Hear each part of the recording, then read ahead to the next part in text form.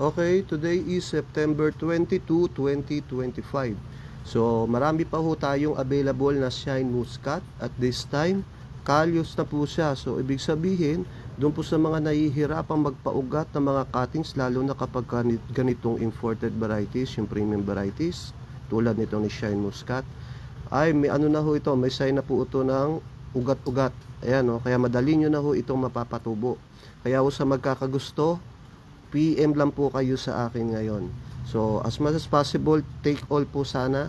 80 pieces po ito. Pero kung hindi man po kayanin, transact po tayo, PM po kayo. Yan. Shine Muscat.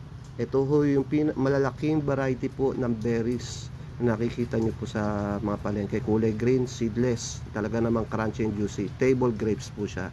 And this is from Japan. So, thank you.